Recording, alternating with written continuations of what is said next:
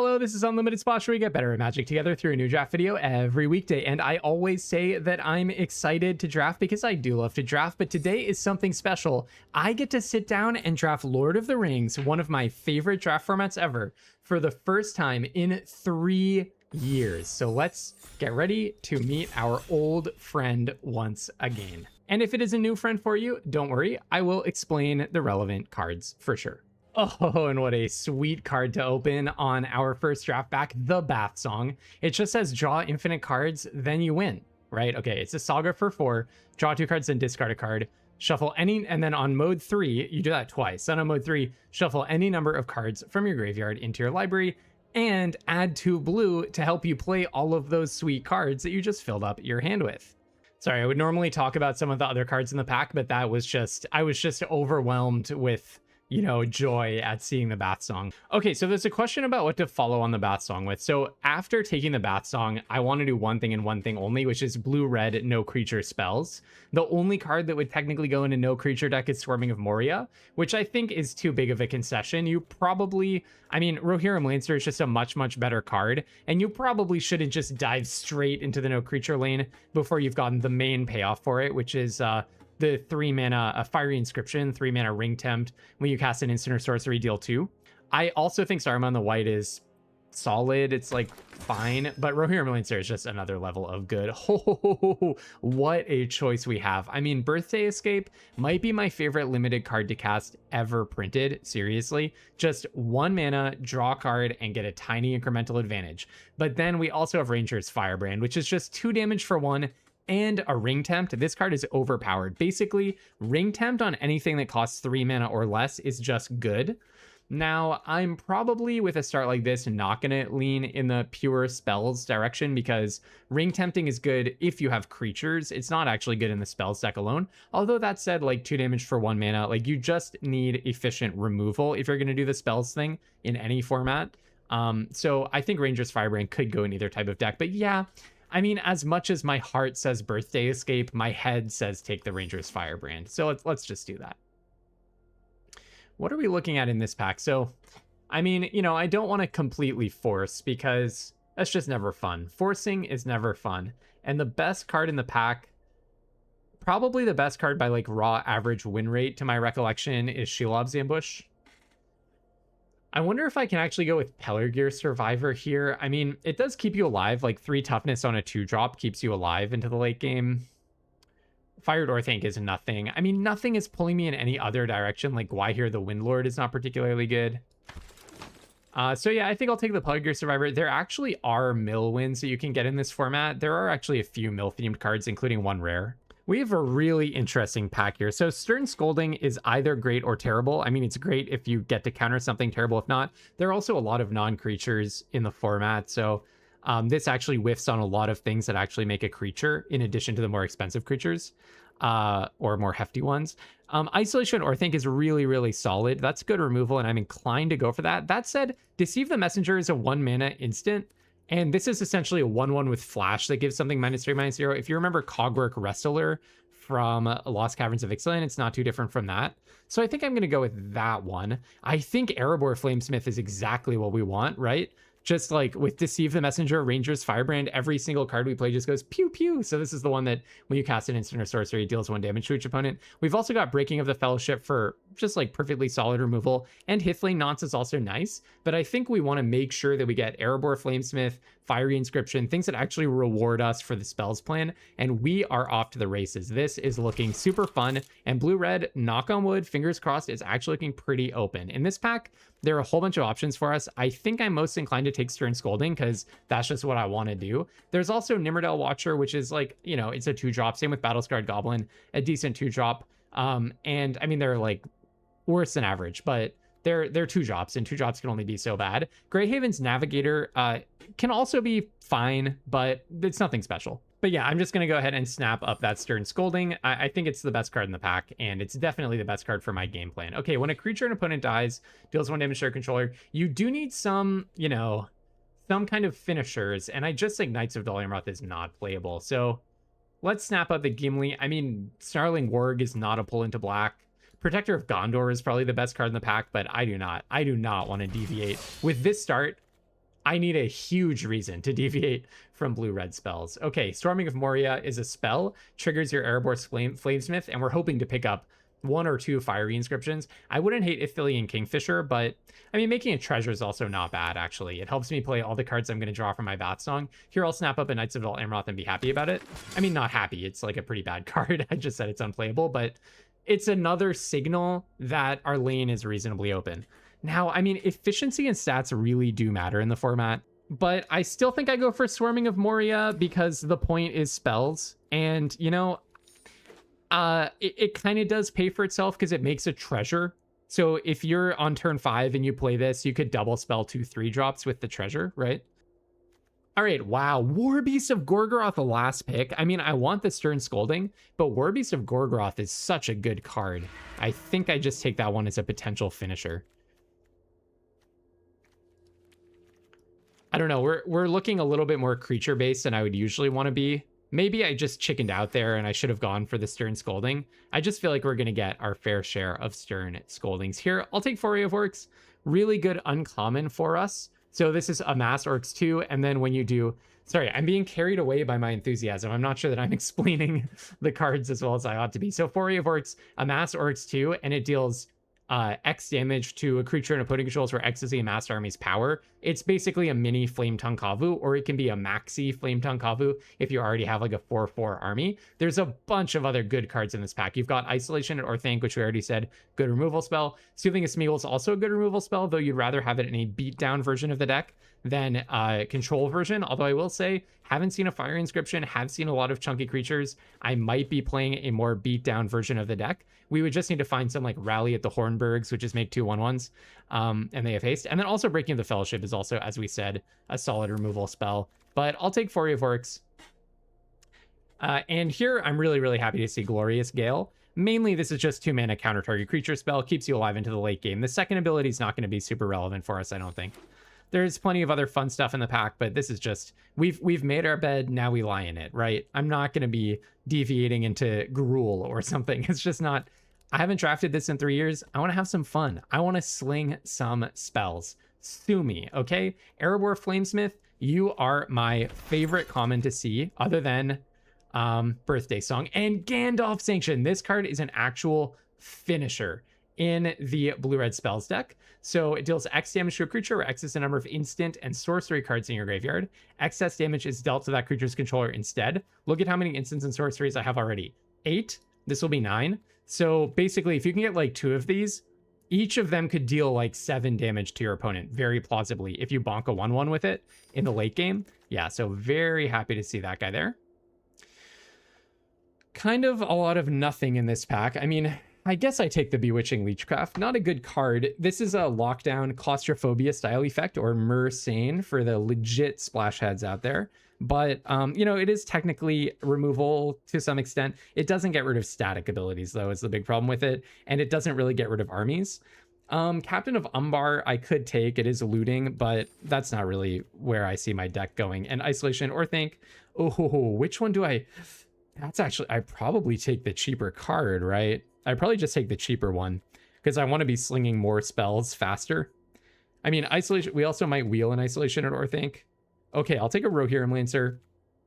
The reason that I do like this card still, even though I'm going for as few creatures as possible in this deck, is that I don't care if their removal targets my Rohirrim Lancer. They're going to be trading down anyways. And if you have something to ring tempt onto, it makes cards like Ranger's Firebrand a lot better, because a menacing Ring Bearer is really hard to block. The first ring tempting ability means that it can't be blocked by creatures with greater power, and it also has menace, so it can be actually basically unblockable. And then on every attack you're looting, so it gives you card selection. A way that the control decks fail in this format is that looting on attack means that attacking is extra incentivized, and also the aggro decks don't really run out of cards to play because they're always doing card selection. So you need to beat them at that game while also drawing more than them. That's a big trick here. Sam's Desperate Rescue is a fantastic card in the best color. Does not belong in the pack this late, but we're not going to take it. I guess I'll just take an Olagai Crusher, late game finisher potentially. Wheeling a Stern Scolding is wonderful for us. This is kind of why I took the War Beast over the Stern Scolding last time. Kind of figured I'll have my fill of Stern Scoldings. And look, put in these 3 cards and we actually would have a deck already. And we're not even done pack 2. So that's pretty awesome. I mean, what do I want out of pack 3? Fiery Inscription, a Fiery Inscription, and then a Fiery Inscription. That would be ideal. And then maybe also give me an Erebor Flamesmith. That would be ideal. Technically, I actually could splash. So I should keep my eye out for like a single good black card. Treason of Isengard, I could put Gandalf's Sanction back on top and recast it. That's actually not a bad plan for how to win games. Ideally, I don't really want to be playing like Olagai Crusher and Knights of Dol Amroth to win the game, right? All right. Take a Nimmerdale Watcher out of this pack just in case. I mean, I'd probably rather play the 2-drop than Knights of Dol Amroth, for example. I accidentally, sorry, I hit the unpause button right before one of those picks. I think I got some random green cards and stuff. I accidentally, like had so little time left that hitting the wrong key to unpause meant that I skipped one. But basically, we got Pippin's Bravery, Bombadil's Song, and Shire Scarecrow. And look at what we just opened. This card needs no introduction. The One Ring. Oh, do I wish this were a paper draft. I actually have one of these in one of those binders back there. Indestructible. When it enters, if you cast it, you gain protection from everything until your next turn. At the beginning of your upkeep, you lose 1 life for each bird encounter on it.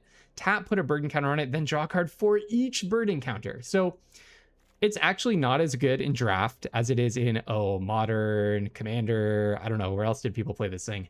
But you open the One Ring, you have to play the One Ring. Look, I read these books. I get it. You can't just pass the One Ring. That's not how it works. So we are now a One Ring build around Izzet deck. I will take this Grishnok. Grishnok is totally sweet. When it enters, it Master Orcs 2, and then you can gain control of a non-legendary creature an opponent controls that has power and toughness less than basically 2, you know, the power of your whatever army you just amassed. I will absolutely snap that guy up. The ideal thing is that you get a improvised club and you can just sacrifice whatever you plucked out with this. I will note we are losing time for Fiery Inscriptions. Oh, this is difficult. Do I take Bilbo, Retired Burglar? When it enters or leaves, Ring Tempt and deals combat damage to a player, make a treasure. Or Isolation at Orthanc. How much removal do I have? 1? Not that much, right? Actually, not that much. 2, 3, 4-ish, 5, 6-ish, 7. Okay, that's actually pretty good. Maybe I'll go for Bilbo. Kind of don't want to play Quarrel's End anyways. Yeah, I like the idea of playing Bilbo. He's named Bilbo, so he has to be good, right? He has to be good. Okay, next pick. There's a Hifley Knots 7 damage to target creature. I'm guessing that's absolutely nothing. Hopefully that wasn't a complete bomb. I was just reading the cards thinking I had all the leisure in the world. I don't think that card was anything. It looked like a do nothing enchantment. And here I'm going to take Isolation at Orthanc. I'm doing some like the first draft after 3 years is a little bit chaotic, right? I'm doing a little bit of reading that I'm not recording just to try to like catch up with everything. So the draft isn't 95% me just reading things out loud and then telling you my conclusions. But I am, you know, missing a little bit of the decision making. So no more pausing. I'm going to take this Erebor Flamesmith because that is just the absolute ideal card. Rohirrim Lancer would be nice as well. But the idea of just getting more pings off of my, you know, we didn't get a Fiery Inscription, which is 2 damage whenever you cast an instant or sorcery, and also Ring Temps on Entry. But quadruple Erebor Flamesmith kind of makes up for it, right? So I think we'll definitely take that. I'm wondering what I cut. Probably I'm actually supposed to cut the One Ring. Wow, this should not be in the pack here, but I'll take the Foray of Orcs. And then Swarming of Moria. I don't think I'm actually going to be playing my Swarming of Morias. Wow, it's so funny that Grixis cards is all that's left. That's not typical. That is not typical in Lord of the Rings draft. I don't think we'll be running this Captain of Umbar. Okay, I thought we might wheel an Isolation at Orthanc. Seriously, didn't I say that? And you immediately thought I was out of my gourd over here because no one ever should be wheeling Isolation at Orthanc. but I just did. You saw it happen here, folks. Mordor Muster is a phenomenal card. Shouldn't be in the pack. I'm just going to take it out to lower the odds that I get paired against SG Pod over there. Last pick, Warbeast of Gorgoroth. My friends, take Warbeast of Gorgoroth higher. I'm drafting with some people who did not watch my intro to Lord of the Rings video yesterday, I suppose. Okay, so there actually is some deck building to do here. So we have a very simple game plan, which is play Erebor Flamesmith and then play instants and sorceries. Our total number of instants and sorceries is clocking in at 16. That is so awesome. I kind of like the Warbeast of Gorgoroth, though, as alternative win conditions. I'm sure I'm actually supposed to cut the One Ring, but you would never forgive me if I did that, quite correctly so. I kind of want to cut the Swarming of Morias. I think just 2/2 for 3 is not really cutting it here. That makes me want to cut some 4-drops. Once again, it should probably be the One Ring. I just have to play it, you know? I can't not play that. And then, yeah, okay, let's cut the Pelargir Survivor because we became much more of an aggro deck, I would say. And then I don't want Bewitching Leechcraft because I want everything that's not a creature to be an instant or a sorcery. I'm really supposed to cut the One Ring, aren't I? Maybe I cut one Warbeast of Gorgoroth. That kind of feels wrong. Is Bilbo actually any good? I mean, my curve is just too ridiculous, though. I guess, actually, I can be on... Can I? Because I didn't get any birthday songs. Or, sorry, I got... Yeah, birthday escape, I mean. So I'm almost thinking, like, maybe I'm not needing all that extra mana. Like, I could cut one Warbeast and go 16 and just be, like, very low to the ground very fast. I actually don't hate it. I don't hate it, and we're an aggro deck. Maybe Treason of Isengard is not where it's at. I don't know. I kind of like the idea of, like, bringing back Gandalf Sanction. That's kind of thinking about the ceiling, though, isn't it? So... Wow, I wish I'd seen a Fiery Inscription, but it's an uncommon in a big set, so you don't just get to see it every game. I mean, I could play another Warbeast instead of Treason of Isengard. It's like a more realistic finisher. Kind of want to smooth out the 4-drop slot. Maybe I cut one Isolation at Orthanc, play Treason, play Warbeast, 16 lands. Is that okay? Again, I know I'm supposed to cut the One Ring, but I don't want to. All right, let's see how this goes. I'm not sure that I got it exactly right. 16 lands feels a little suspicious.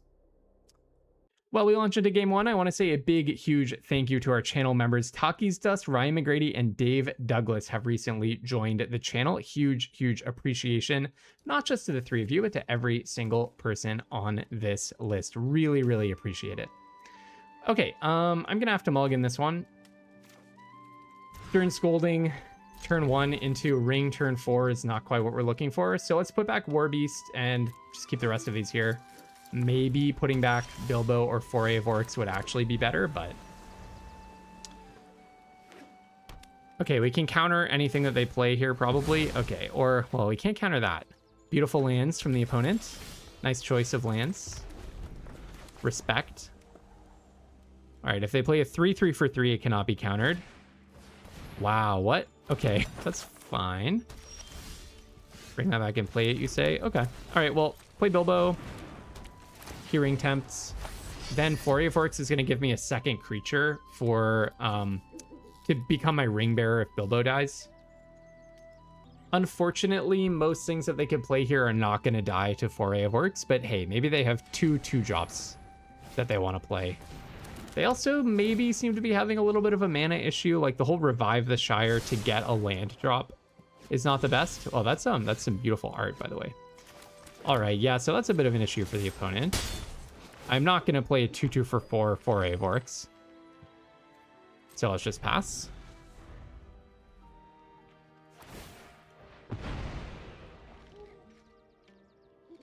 I'm not exactly a deck that can, like, press the advantage here of their mana not working. Many decks in this format would be able to. Mine is not one of them. They could still play, so they fetch the plains. They could still play a land and have a 2-drop.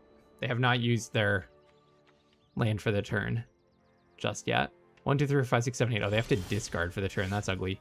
I'm obviously happy to not be mana screwed like they are, but I have nothing to do because it's just all responsive cards and lands. But that's okay. There are worse problems in the world. Let's Stern Scolding that. Not that I care about it particularly, but I can't even foray of orcs it, so.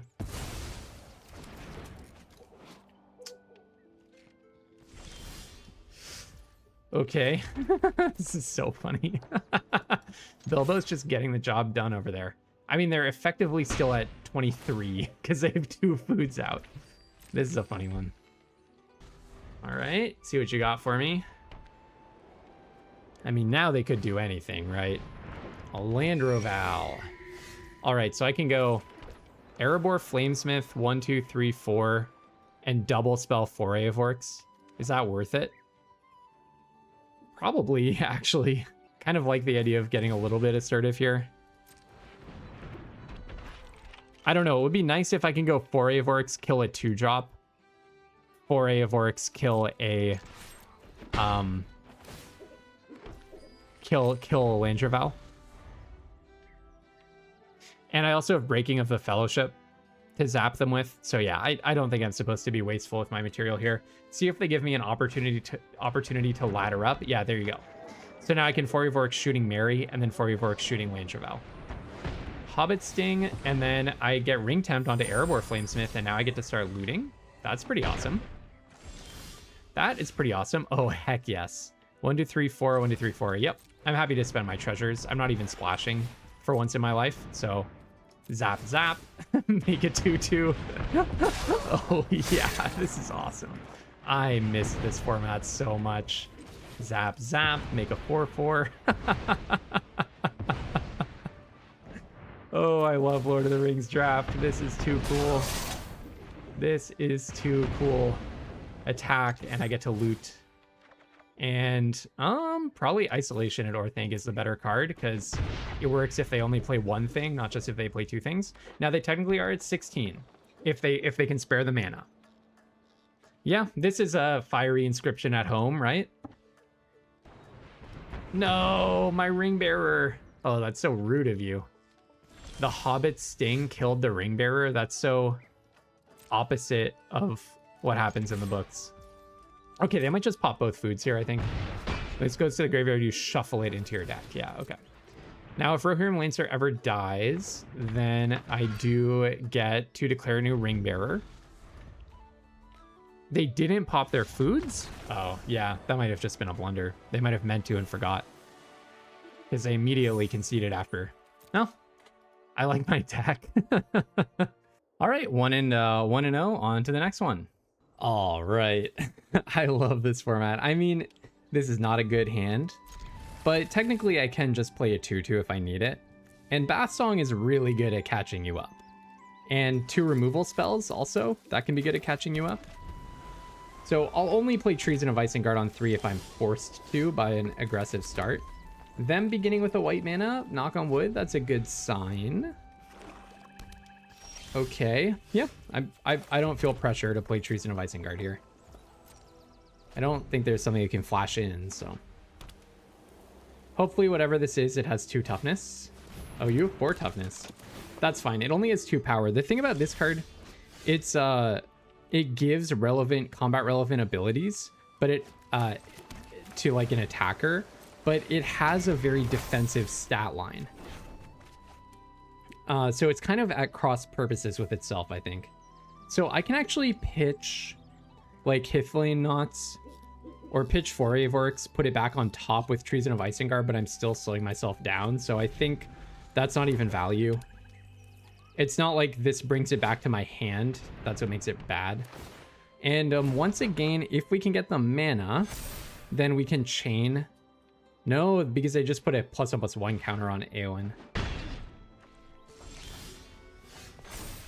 All right, draw 2, then discard 1. I'm like decking myself straight up. I love the Bath Song though. So next turn I'm gonna have 1, 2, 3, 4, 5, 6, 7, 8 mana. So then I can double spell Foray of Orcs. So let's just go probably War Beast of Gorgoroth here. Because when it dies, I get to amass 2. So long as I don't have, I don't know, like the Jailer or something. Yeah, I was thinking like, what could this be for 1 mana at instant speed? And then I was like, yeah, it's a Land Cycler. Okay. Scared me for a second, but then I realized it's got to be a Land Cycler. So Bath Song, what a card. What a card. So Boromir, so I should be able to shoot... Boromir into... Sorry, I should be able to shoot Foray into Rosie, Foray into Boromir next turn. I would like to not shuffle those into my library. Yeah, let's not try to draw 2 more lands. I forgot that it shuffles cards into your library. Yeah, that's so awesome. It's like anti-decking if you want to play a really long game. So let's start by playing Foray of Orcs. I would love to have Erebor Flamesmith down when I do this, but... Foray of Orcs, shoot Rosie. Foray of Orcs, shoot Boromir. Let's see if this happens. It's possible that... I mean, they'll sack their Boromir to give their creatures indestructible and make Eowyn a ring bearer. But yeah, the Foray of Orcs chain works pretty nicely, I would say. It's been pretty good for me this event. Pop the food. Yep, sure. Sounds good. Yeah, I was worried about the Shire thingy, Shire Sheriff, that you sack a token and it jails a creature to do vigilance for 1 and a white. Oh, this is a very good one, isn't it? So, ring tents you, then everyone mills 3. Destroy all non-legendary creatures. Lose 1 life for each creature in their graveyard. Well, that's fine, honestly. I mean, it's not good for me that they get to... Wait, hold on. You're attacking? Oh, it can't be blocked by either of my creatures because it's got ring tempt 1. Yep, of course, okay. It's not good for me that this Eowyn is just causing issues. But let's see, what can I do? I can't play a creature. There's nothing that I can do to kill that. This is when Breaking of the Fellowship is awkward. Honestly, do I just Hithblane Knots? No, because I would like to Erebor Flamesmith. Would I like to Erebor Flamesmith before I Hithblane Knots? Because something else that I could do is... Dang, even if I Treason of Isengard, I was thinking maybe I can kickstart Foray of Orcs somehow by getting a 2/2, but it's going to get destroyed next turn anyways. So, okay, why don't we tap that down and just get in for damage? That's more damage than saving this for the Erebor Flamesmith days. Another War Beast is actually pretty good. Oh, I am actually going to amass Orcs too. So that's probably my plan. War Beast of Gorgoroth is going to amass twice. So I'll have a 4/4. So do I actually just Treason of Isengard to make myself draw Foray of Orcs next turn and shoot Eowyn? It sounds a little wasteful. Yeah, I don't think that I care that much about Eowyn. So I think I'll just allow this for now. I get 2 triggers and I get a 4/4 back, but I can't block Eowyn. Interesting. Voracious Fellbeast.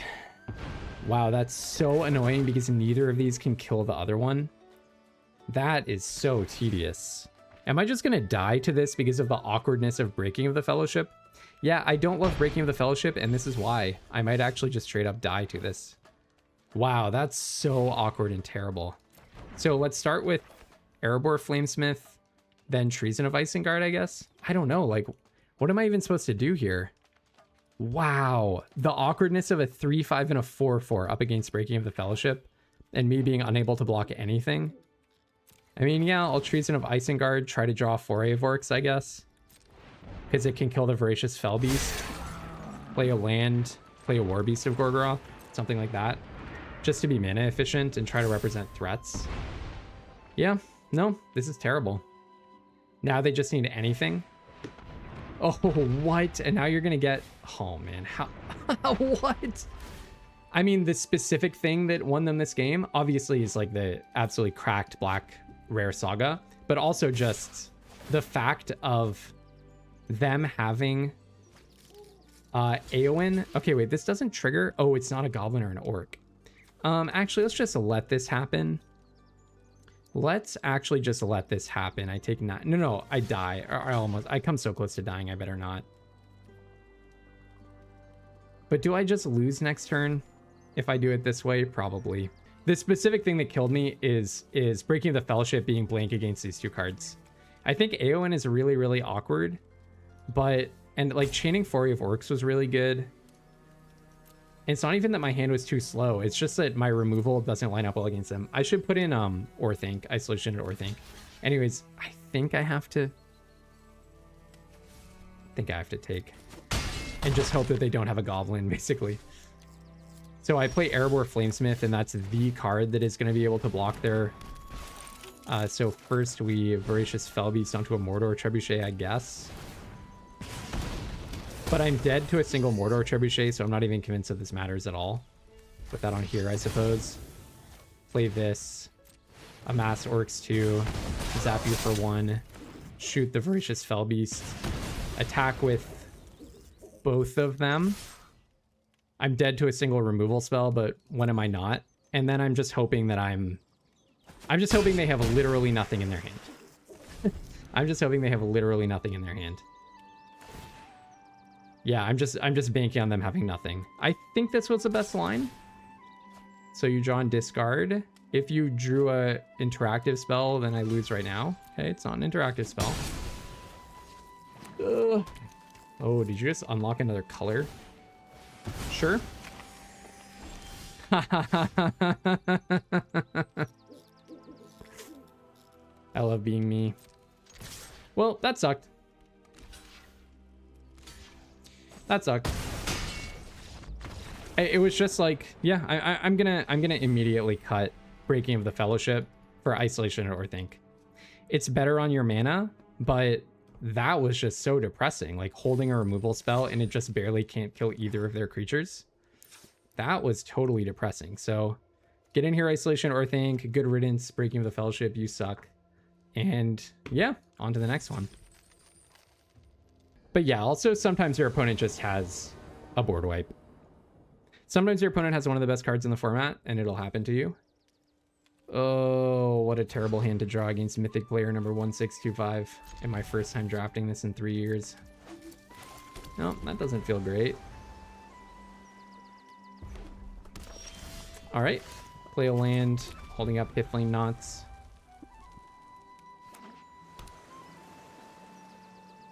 What have you got for me? Battle Scarred Goblin. Gonna go to my turn because I was gonna say currently I have no plan for turn 3. And then I immediately got a plan for turn 3. But these things happen. Because Piffling Knots tapping their Battle Scarred Goblin when it has Summoning Sickness is not actually preventing any damage. I have to take because it deals damage to a blocking creature when it gets blocked. It has somewhat flanking. Whoa. As a sorcery? I don't really understand that. I guess they just knew I wasn't going to block, so. All right, Ranger's Firebrand is an awesome draw. Yeah, let's do that, and that actually turns on my Bilbo into being like a proper ring bearer, not just a fake little ring bearer. Draw, Deceive the Messenger, and let's probably discard that one, I think. Not super relevant. Play a land, and then I actually have access to Isolation at Orthink if I need it, but more likely I'm going to want to land the Piffling Knots. This does let me play Warbeast of Gorgoroth next turn. Okay, a gamer I see. A person of true taste. Yeah, let's Piffling Knots that guy, I guess. It doesn't really matter, but I just like the idea of fixing my mana up a little bit. All right, Erebor Flamesmith, let's go. All right, next attack. So they're representing Counterspell. So I don't really want to run my Warbeast of Gorgoroth into that. So let's give them the option of countering this guy instead. They have Galewind, whatever, 1 and a blue counter target creature, so let's let it hit as predicted. Let's let it hit the less important creature. All right, play a land. And then let's play the Warbeast of Gorgoroth. They could very well have a removal spell for this as well, but yeah, I mean, it has a death trigger, so it is built for just such an occasion. And I'm feeling pretty good about the fact that I have my my looting online and they don't. But they're not that far away from looting, and also you can just die out of nowhere against Erebor Flamesmith. And yeah, let's play this. I mean, they could just have they could have a counter, but also they could just have a removal spell. And if they don't have a counter, it's so good. There is deal 4 to everything there, but it's a mythic, I think. I think that's a mythic in red, deal X to everything. And also I would get 2 death triggers. So I hope they don't have that, obviously, but if they do, I don't think I'm crying. Also, you can see all the top players and all the people of taste are excited to be playing Izzet spells in Lord of the Rings, clearly. It's not a coincidence that this is the mirror match. You know... Okay, what does this do? I was going to say, this is a format where I'm not even sure if I should take the 2 damage just because, yeah, Gandalf Sanction, cards like this. So what did they just do? You can cast an instant or sorcery spell. Lesser mana value from your hand without paying its mana cost. Did they play that? I actually don't understand. I literally don't understand what interaction just happened. I saw the Gandalf Sanction, but I guess they showed it to me, but they didn't cast it? Or what happened? Did they cast it and it fizzled because it was on the card that got bounced? That doesn't make sense. I do not know what happened. If you can explain to me what happened, let me know in the comments. But hey, we took down Mythic player 162 whatever. And we're now 2-1, respectable 2-1. Let's go on to the next game. I actually decided to drop Treason of Isengard and put in Breaking of the Fellowship. So drop the Amass to put an instant or sorcery from your graveyard on top of your library. I took that out and I put in Breaking of Fellowship. The 2 mana, one of their things deals damage to another of their things. The reasoning behind that is just I think my deck wants as much removal as it can possibly get. I still think Treason of Isengard is just not very good, even in the all spells deck. And also, yeah, it makes my curve a little bit wonkier with fewer things to do on 3, but I have so many 1 mana spells and 2 mana spells that I think for 3 mana, I can often just double spell. All right, I mean, this is very keepable. Will it win? Nobody knows, but it's very keepable. Flamesmith on 2, Flamesmith on 3. Are you going to hit me with a Rohirrim Lancer? Kind of looks like it. No, maybe not. All right, Erebor Flamesmith. Flamesmith on 2, Flamesmith on 3, Hitflame Knots, ping ping. That's the hope. That's the hope. Oh, they one-upped me. Not just Flamesmith, but a shiny Flamesmith. Alt art Flamesmith. Well, I'll offer the trade. Offering the trade looks like weakness. It looks like I don't care about my Flamesmith. But actually, I just have another one where that came from. So we'll probably main phase Hitflame Knots. If they play Swamp the Black Breath, all of my creatures get -1/-1, then I'm going to be devastated. Okay, they are a real gamer here. They are a true gamer of the highest caliber. But we're just going to main phase this because I'd like to get something to spend more mana on here. So ping, ping, tap.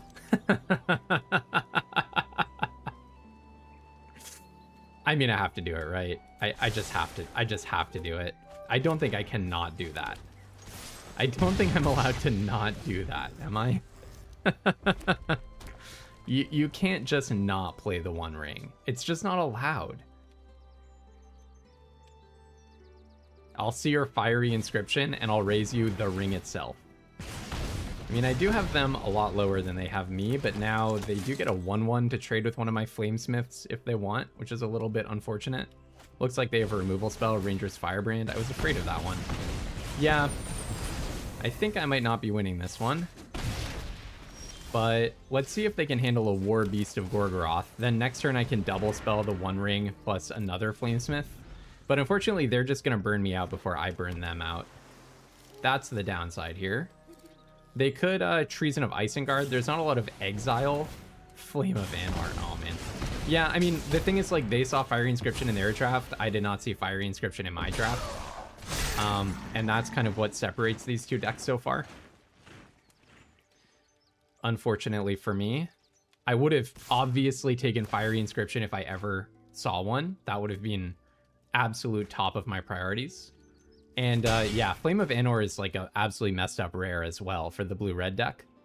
So they're kind of living the dream over there. And we're getting a lot of lands, which does not help our case. But okay, play the One Ring, draw a card. You can't counter it, can you? Is there a counter? There's counter target creature, and there's Saruman's Treachery or whatever.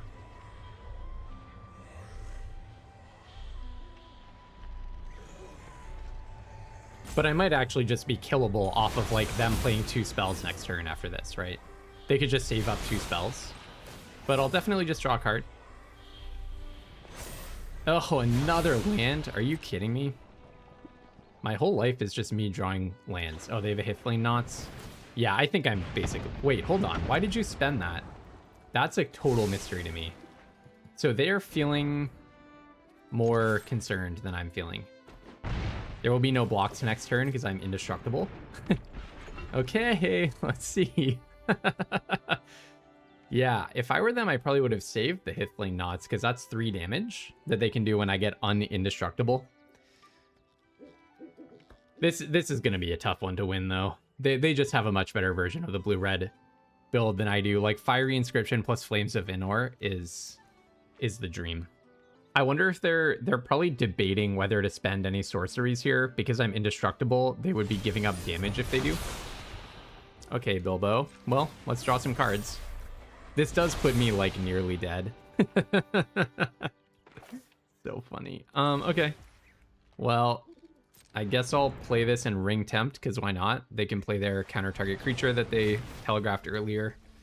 And then I'm probably just dead. I mean, they just need 1 instant or sorcery, so we're in the territory where we can just concede. Because I have no way of dealing that damage to them, and they just need 1 instant or sorcery among 4 cards. But, you know, GG. They just had a better version of the same deck, right? I could Deceive the Messenger to get 1 damage in, and that's actually 2 damage. So yeah, let's do that. Sorry, that's the wrong creature. Let's do that. So ping, ping, get another damage, kill the Flamesmith. I'm certain I just lose, though. I wish I had drawn another instant or sorcery, but I just didn't. I tried my hardest, but I just didn't, so... Now they just have to do anything. Literally cast anything. Actually, no, wait. Because they traded off their Flamesmith, now they need 2 instants or sorceries, or an interactive one to push the extra damage. Maybe I should have kept 1 creature back? That doesn't sound right. Gandalf Sanction, GG. Okay. Alright. I mean, they just had a better version of the deck. I wish I'd seen Fiery Inscription. They saw it in their draft and drew it. 2 points in their favor. GG. Also, like, you shouldn't actually be playing the One Ring. Maybe now that I've done the thing, I can just take it out.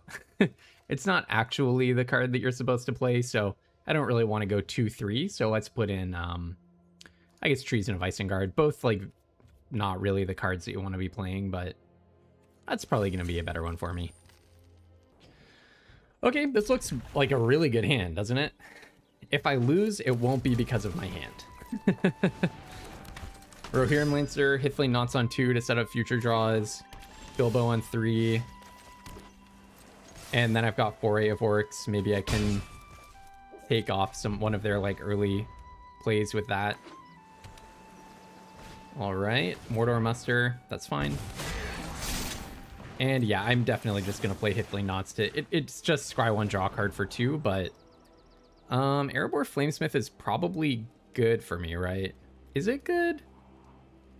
Yeah, I think my deck wants Erebor Flamesmiths in play, so let's say that's good. Oh, hello Bath Song.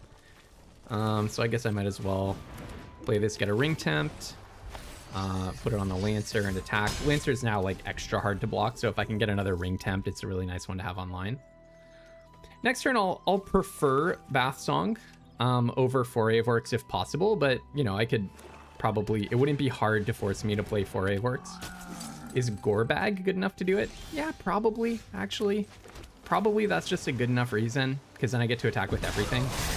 So 2-2, shoot the Gorebag in with both, make a treasure. And then that means that next turn I can empty my hand. I can play the Mountain, Bath Song, and Erebor Flamesmith. And we're ahead on board against this Dimir deck, which feels good. So we'll see. Okay, Arwen's Gift for the full cost. All right, Arwen. Whoa, 2 on top. Oh, that's really bad news. That's not what I was expecting to see, and that feels terrible. Now they have 7 cards in hand, and they just selected them to be their 7 best cards. That's an issue. I'm going to say that's a bit of a problem for me. But okay, let's start with the Bath Song. Isolation and Orthanc is looking good. Let's go to combat. I don't anticipate any blocks. I mean, Bath Song is so strong as well, though. Like, I don't have 7 in hand, but 4 in hand plus Bath Song plus a board advantage is not that far behind in terms of total cards. I wonder if they do just block Bilbo, but it actually wouldn't matter to me, because I am just going to play a land and drop one of my Flamesmiths, no matter what. So my hope is that they're just going to invest in a small number of chunky creatures. Like, if their idea is to play a big creature here, maybe I should have made Bilbo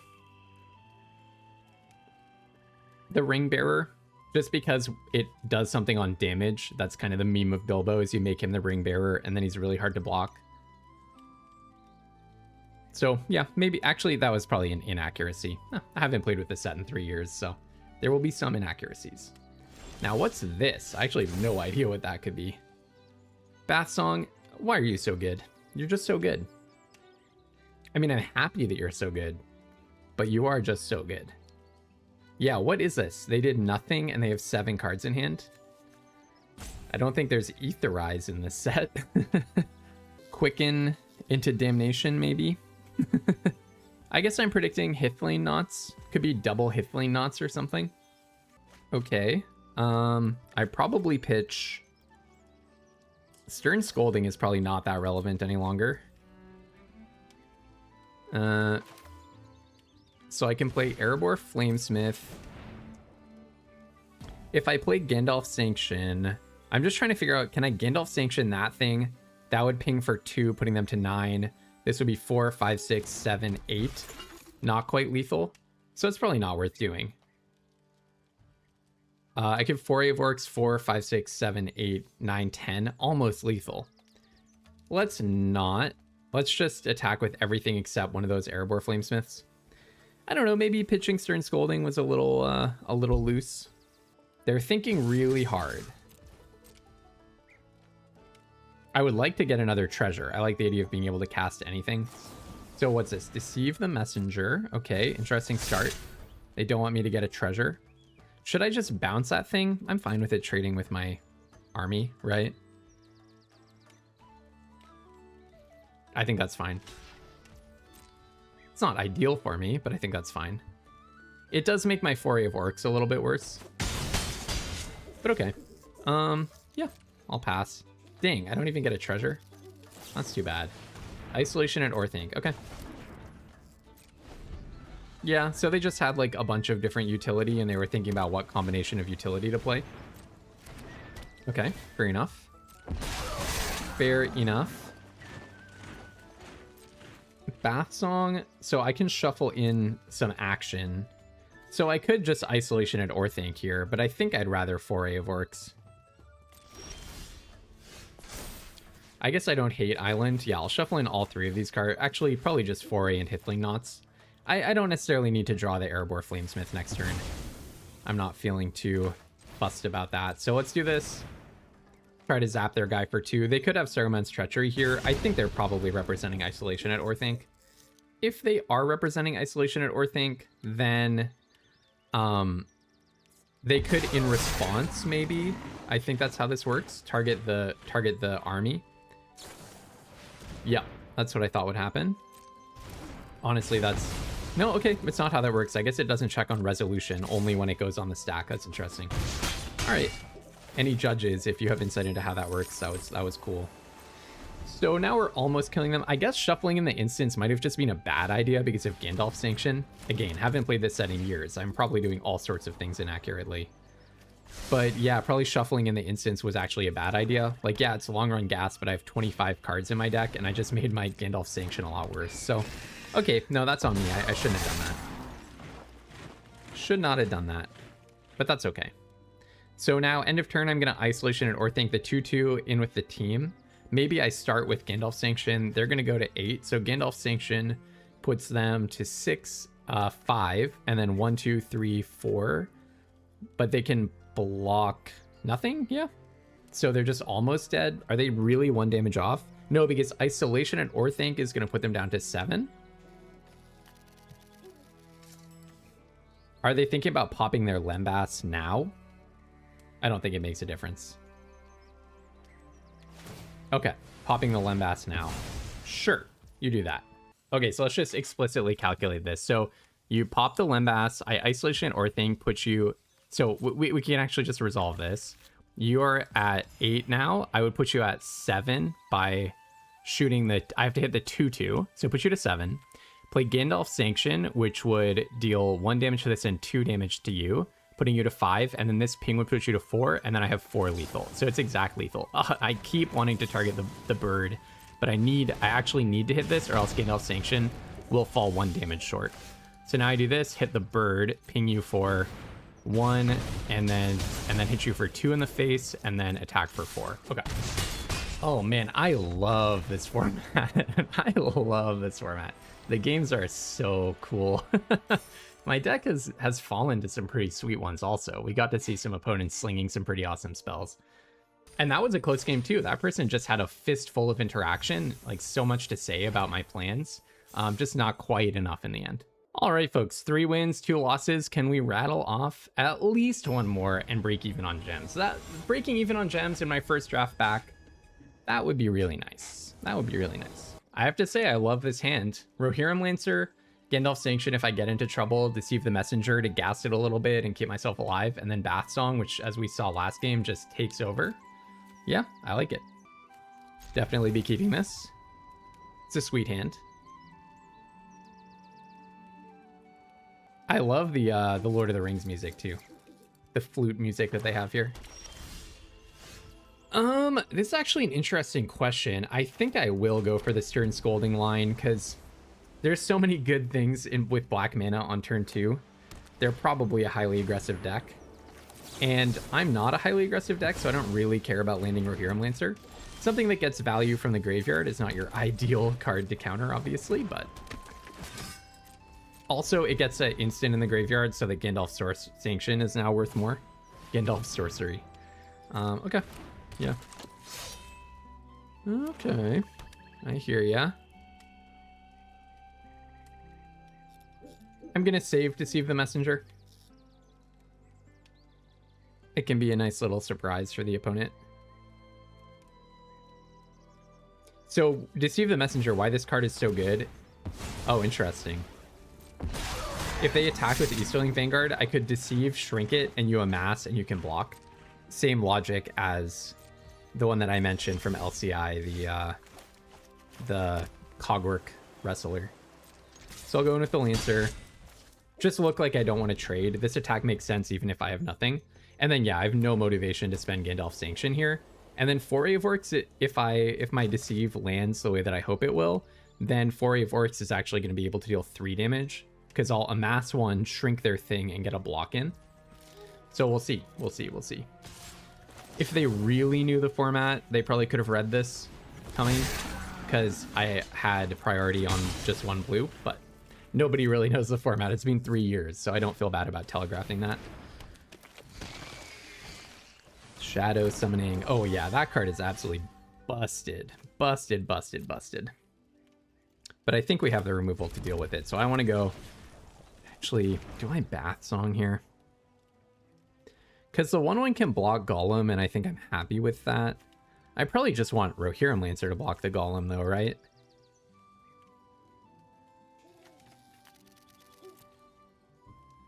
Do I just want to play Bath Song for real? It's so possible that that's just what I'm supposed to do. Because it's not like I'm attacking with the 1/1 anyways. I feel like I just want the mana or card advantage. Isolation, Orthanc, or Hithling Knots. Well, Isolation can kill a 1/1 if I really get into desperate territory. I'll pitch the Treason of Isengard. I think that card's pretty bad. Yeah, and I'll attack with this guy because the 1/1 can block Golem. I would have liked to find a land there, but I didn't miss a land drop, so if I get a land next turn, it's almost as good. And I've maintained a pretty good life total here. Okay, just snap block. So when it leaves, the ring tempts you, that's fine.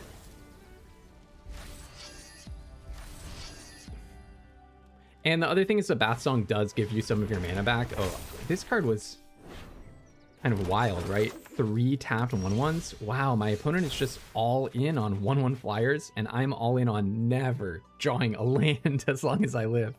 Okay, so let's kill maybe Isolate. Maybe, is Hithling Knots the weak link here? No, because I really want to play it and find a land. Playing it and finding a land is a pretty terrible plan, actually. Okay, I think Isolation and Orthanc is just a really bad trade. And then maybe I just attack and play both Erebor Flamesmiths, and I just try to race them. I think that might be my plan now. Flamesmith plus Flamesmith. And then now I'm going to be spending all of my removal forever on just little 1/1s because they have 5 1/1 flyers. That's like really hard to keep up with. 5 1/1 flyers. Yeah. Okay, so at least next turn, I'm not going to shuffle. I'm not going to make the mistake of shuffling in instants and sorceries this time. And at least next turn, I'm going to get some more mana to play around with. So I can probably go 2, 3, 4, 4A plus breaking or something like that. And at least clear their current crop of flyers. Yeah, I remember this card being pretty messed up. I don't exactly know where it was in the win rate data, but I definitely lost to it a lot. A lot. But, you know, I can probably mount an attack here. Like, if they're dealing 3 to me each turn, I can be dealing at least 3 to them each turn between all of my creatures, right? That's got to be the hope. I think I have to think of myself as the beatdown now. All right. Interesting. So they're thinking of themselves as the beatdown, is what I'm learning. Dunlin Crabane. Holy smokes. Every card is a flyer. That's a pretty good deck you have there. And my deck is the I will never draw land as long as I live deck. This is the no lands please under any circumstances ever deck. So I think I'm going to foray of orcs. Okay, let's start with a Hithling Knots. I cannot handle not having lands. So Hithling Knots, tap the 2/2, foray of orcs, shoot the ring bearer. I think that sounds right. I don't really care about their 2/2 that much. So I ping you for 2. No, I probably shoot the Dunlin Crabane because then I can actually attack. You are not a land. It's actually not a terrible draw though. I guess I could go draw the Erebor Flamesmith, play Breaking of the Fellowship, shoot the 1/1, ping for 3, Kraken for 2, 4, 5. I want lands, but I do put them really low to that idea. They have a food, but I also have a food. Wow, I wish I could ever draw a land though. That's the pretty bad thing. Let's not double down on the Erebor Flamesmith plan. I really think I should just... Okay, yeah, I really think I should just try to draw a land. Okay, so then I could go Bilbo plus Breaking. Is that better than Foray here? Because Bilbo can block a 2/2. So let's shoot that into that. Ping for 2.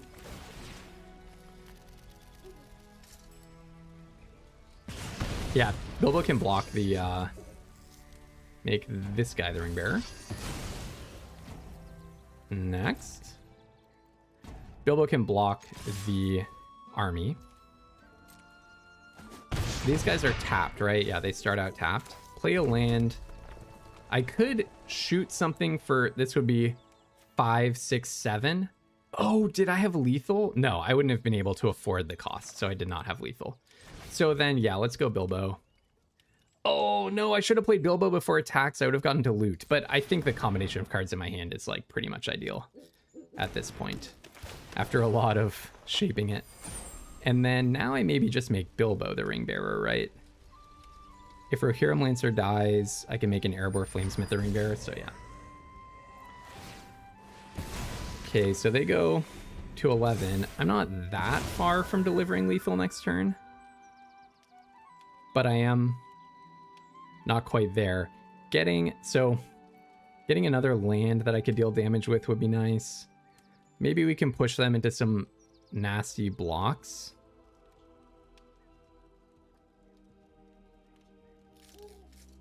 Tough stuff, tough stuff. I think I've maintained my life total pretty nicely, at least. That's one thing that I think I did pretty well against the flying onslaught. 6 flying power in the air is a lot to deal with. They're also not at looting level, which I like. They can bring back Golem and cast it. Claim the precious. Oof, now they are at looting level. That's really annoying. Deprives me of some damage, for sure. That is annoying. Yeah, I don't know. Maybe I should have gone for the Erebor Flamesmith. Again, it's been a long time since I played this set, so... So now I can go Foray of Orcs, shoot the 2/2 and attack. And I'm not dead in the air next turn or anything. Interesting. If I get a treasure, 1, 2, 3, if I get a treasure and a land, I can also play Gandalf Sanction. Feels like they have something else.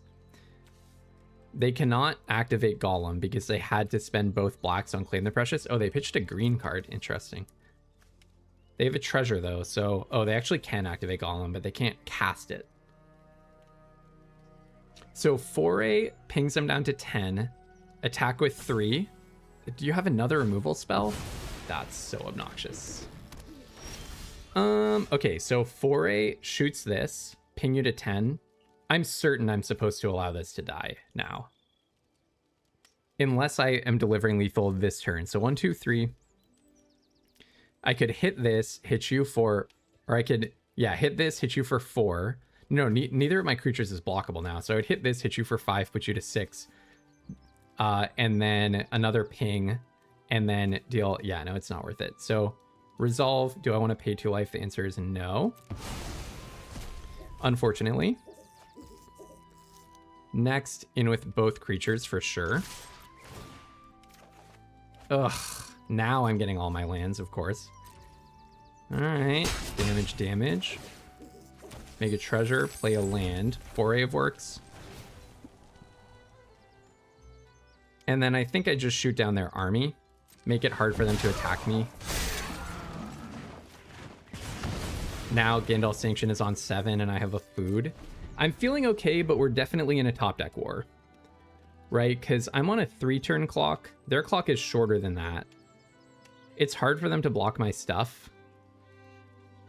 Because Rohirrim Lancer has Menace and Bilbo has 3 toughness. It gets hard for them to deal with everything that I have. Unfortunately, the food does not change my clock, really.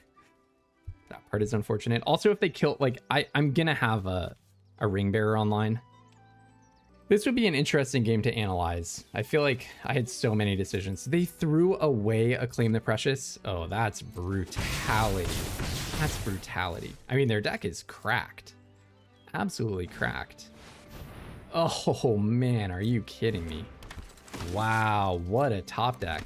Dang. No, that... I actually... Oh, I'm so close to lethal again. So I attack with everything. Gandalf Sanction. Oh my goodness. Gandalf Sanction. Okay, so Ring Bearer can put an instant in the graveyard, like Stern Scolding. But then I cannot play Gandalf Sanction before that. So they get to block. They take 2.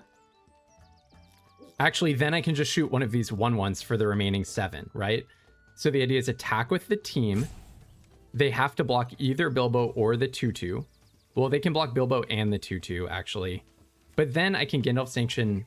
No, then they're going to be at 8. Either way, I've got to be attacking with everything. I'm sure. I think they have to block very precisely. Erebor Flamesmith! That actually might be the 1 damage that I need. I think if they block properly, like, yeah, they didn't block Bilbo, so I actually was going to win either way. But now we can go Erebor Flamesmith. I love this format so much. So much. Ping you for 1 until 7 to face. So, and no shade to my opponent. That was like such a complicated game. I think I misplayed in 3 different ways, but I think they should have blocked the Bilbo. Knowing what was in my hand, I know they should have blocked the Bilbo. From their perspective, it might be that like blocking the Bilbo gives up a line where they have lethal next turn or something. I can fully believe that. But then I think I was going to be 1 damage short if they blocked the Bilbo. But then I drew the Erebor Flamesmith. So then I had even 1 damage extra. That's so good. Okay, I think I can keep it. I have Hifling Knots, Stern Scolding to not fall too far behind. They are on the play. Ooh, actually drawing a different 2-drop is kind of nice. Like another Erebor Flamesmith. That's kind of sweet. Kind of just don't want to play anything because 1 more turn of Flamesmith does not matter that much. Okay, they don't have Saruman's Trickery. They might have Gale Wind, whatever, but I'm not just going to hold my Flamesmiths forever, right? They could also just have a removal spell. And if so, you know, good beats, whatever. We're getting out of the territory where Stern Scolding is very good, though, because they just didn't do anything for 3 turns. Yep. Okay.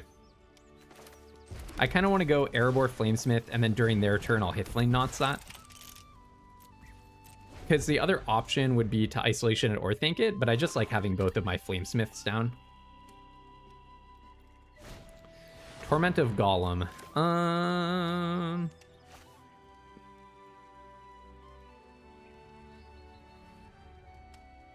The question is, do I let them take out the Hithling knots, which I frankly don't care very much about? Or do I give them the information about what I'm going to draw off of Hithling knots?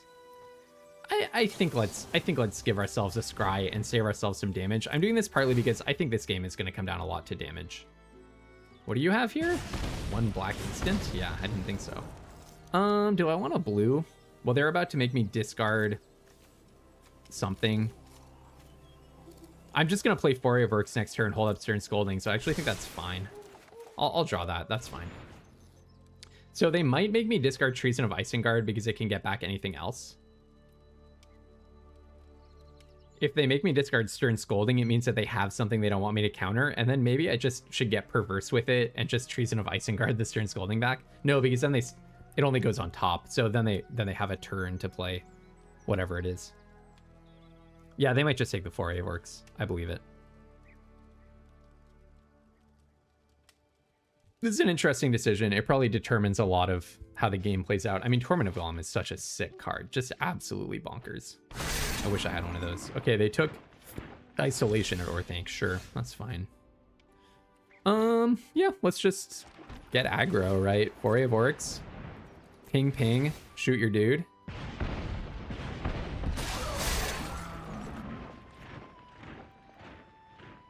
What do they have? They've been like representing something a bunch of times. Oh, Sheolop's Ambush. Yeah, that's quite annoying. They just saved themselves 4 damage with that. Darn. 4 damage plus. That was a 7 life point card. That's absolutely busted, right? 7 life points swings hanging on that one card. Wow. And now my counter is face up, which makes it very useless. Yeah, we're not going to win this game realistically. I'll still try to find angles and outs and whatever. Oh, you also have a -1 and -3/-0. How lovely for you. No, they just had a sweet Dimir deck, right? But also the benefit of like how their cards lined up. Just being on the play with Torment of Golem is just really, really good. And my deck is much more of a responsive deck, right? This is just a 5/5 now. That's messed up. So every time you cast your second spell, you amass orcs. I mean, I could just play War Beast and be mana efficient with it. I'm just gonna get crushed by Snarling Warg, right? But they just have... I'm toast, right? Treason of Isengard sucks as much as I knew it does. No, okay.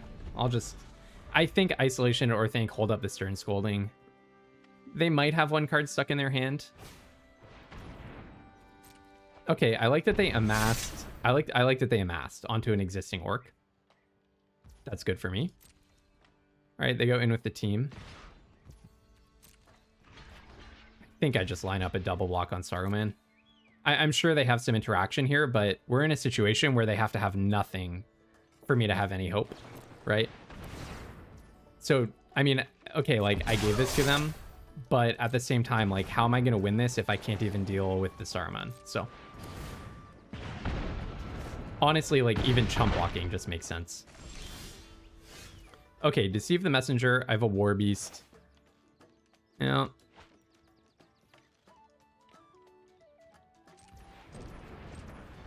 Treason of Isengard for nothing. I mean, maybe... Is Hithling Knots worth a draw? No.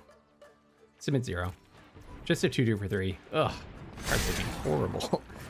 Next, and this guy's Ward 2 also. That's upsetting. And then I'm wasting a draw on Erebor Flamesmith because Isolation or I think is so good. Okay. All right, I'll take the 4. Unfortunately, this does... Well, I could just block that, right? So actually I take 0. Because otherwise it was just going to get exiled during my turn. Okay, well now I need everything to go absolutely perfectly. They have priority because of the food, but they may also have a counter. Yeah, their deck is sweet. I mean, I love Dimir in this set as well. Greyhaven's Navigator is pretty good for them. Because I tapped off of Stern Scolding, they finally got to play that thing that has probably been stuck in their hand forever. So hey, at least holding up that Stern Scolding did something. That's fine. I don't hate that. This is when an army attacks, so it's not like this is gonna make it happen. I would absolutely trade with Saruman in a heartbeat. Okay, I like that they offered that trade. I feel like that gives me hope. Unless I'm missing something. Yeah, if I were them, I would never have offered that trade. I would just go in with the Snarling Org. I get value out of this, and you deprived yourself of so much future value. So that makes me feel more optimistic that they did that. Now we can line up some pretty good blocks, I think. I mean, look, I'm still way, way, way behind. Like, way behind. But things definitely swung more in my direction. Like, if I can draw... If they whiff a few times and I draw Bath Song, then we have some good hope here. Okay, so let's go...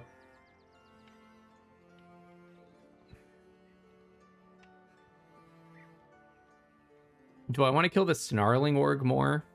Or kill the Greyhaven's Navigator and the army? Snarling Org is really bad for me. I mean, if I can kill the army, though, Snarling Org just becomes 3-power menace. Let's do this and just try to draw a creature. No, I mean, this is a 3-power menace. It shuts off their Black Gate. Oh, Gandalf Sanction. Okay, then. All right. Yeah, I mean, I have to do this, right? I don't really have another option. In with Rohirrim Lancer. Hey, you know, we kind of got to parity after they had, like, an amazing, amazing steamrolling start. Erebor Flamesmith. Let's just drop this first. Okay. I can Stern Scolding my own creature. That's funny. Okay. All right. Well, that happens. Okay, well, they clearly drew another one that they're protecting with this, but I'm not going to, I'm not going to hold my fire there. Okay, Ranger's Firebrand. That's so funny. You know what? I'm just pleased that we got to this point. After the start that they had, I consider this pretty awesome. Oof, okay, so it gets exiled. I will definitely not be paying 2 life to keep a -2/1 around. That sucks. Hold that in case I draw Bath Song.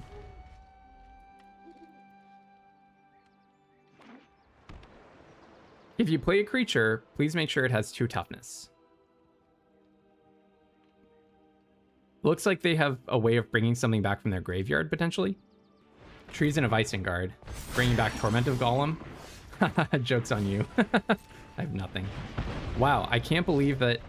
Like, my deck is a control deck. Shouldn't I have so much awesome stuff to draw? But you know what? Sometimes you draw lands. That's how that goes. But basically, this is just a 2/2 for them. Breaking of the... Is this how I go down? Oh, man. I even took this card out and then put it back in. Okay, I kind of think Breaking the Fellowship sucks. I thought it's actually not that bad. I now need to draw interaction or I lose. War Beast. Okay. That's something. That's something. And then I shoot the Berserker into that guy because this is the Ring Bearer. It can't be blocked. So I have to kill that one. Now I have a Ring Bearer. All right. Hey, you know what? This was kind of cool. This game was kind of cool. Another land? Are you kidding me? Please. Please, please, please, please, please. Even if they kill War Beast, I do get to block the Uruk-hai Berserker after it amasses. Opponents can't gain life. Okay. Another land. Okay, I mean, there was a point where I was probably like 50% to win this game when we were in the top deck war. But then drawing, how many of the last draws have been lands? It's got to be an extreme number. I guess I'll play it. Like, I have a Bath Song in my deck. Couldn't I have gotten that one, please? Seriously. Tap, sack a creature, I lose one. So you can't do that and also attack me with Grima. Man, that sucks. 15 cards left and I got only lands and then gave them time to find Troll of Khazad-dûm. And it... Okay, well, I mean... So we actually had every opportunity to win that game. It's just that our deck petered out at the end. We even... I was even playing 16 lands. So I think we did everything that we could to set ourselves up well for a situation like that. The opponent had a completely grotesque initial curve out, though. That's why Torment of Golem is so good. And so, I mean, props to them for drafting that card and playing it. But also, when you're on the draw and your opponent has Torment of Golem on 4, it can be very hard to win. And that game illustrated why. But we still line things up. They gave us they attacked, I think, in a spot where they really, really should not have with the Saruman. That kind of made no sense from my perspective. And it gave us an out to claw our way back and win. But then our deck just delivered absolutely nothing to us. So that'll happen, even though we have tons of card draw, tons of cards that would have been good there, and also even shaved off a land to kind of lower the probability that happens. Stern Scolding looking pretty bad. Breaking of the Fellowship looking pretty bad compared to how I remember them. I will say both of these just felt very blank a lot of the time. Everything else seemed awesome, though, and I had an absolute blast. I love this format so much. It was so much fun. And, oh, yeah, Trees of Isengard was horrible. But every other card really pulled its weight. It was just like the last 4 cards of the deck really determined some of those close games. But you know what? We got to Spell Sling. We got to basically make our gems back. We took down a very high-ranked Mythic player, so I'm calling that a success. And I really love this set. So highly encourage you to go try out some Izzet spells in Lord of the Rings. Until tomorrow, have tons of fun playing Magic, and don't be afraid to splash.